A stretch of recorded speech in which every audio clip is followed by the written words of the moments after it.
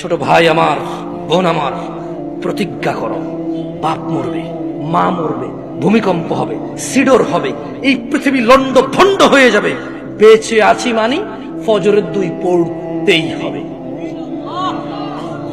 বেঁচে আছি মানে জোহর, আসর, মাগরিব, ইশা পড়তেই হবে। একটু আগে সিগারেট খেয়েছি, একটু পরে আযান হয়েছে, নামাজ পড়তে হবে। একটু আগে পর্নোগ্রাফি, উলঙ্গ সিনেমা দেখেছি, একটু পরে আযান হয়েছে, নামাজ পড়তেই হবে।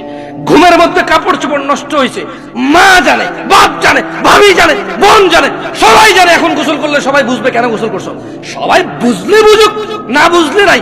আরে বুঝলেই কি না বুঝলেই কি, আমার কাপড় নষ্ট হয়েছে, গোসল আমার ফরজ হয়েছে, আমি গোসল করবো, নামাজ পড়বো।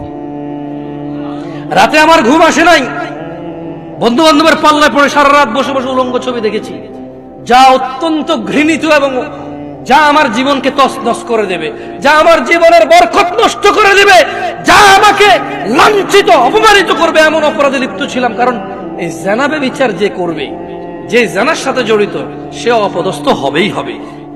আখিরাতে তো তার আছেই। এই একটাই অপরাধ জানাবে বিচার, একটাই অপরাধ অশ্লীলতা, যেটা শাস্তি আল্লাহ দুনিয়াতে দিয়ে দেয়।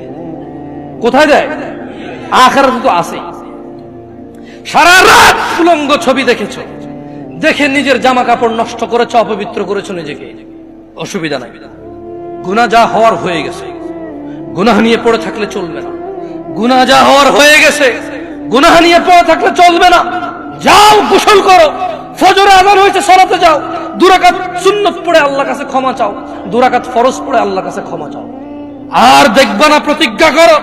আবার দেখে ফেলেছো, অসুবিধা নাই, জোহর আযান হয়েছে, যাও মসজিদে, যাও গোসল করে 2 রাকাত নামাজ পড়ো, আল্লাহর কাছে ক্ষমা চাও, প্রতিজ্ঞা করো, আর দেখবা না।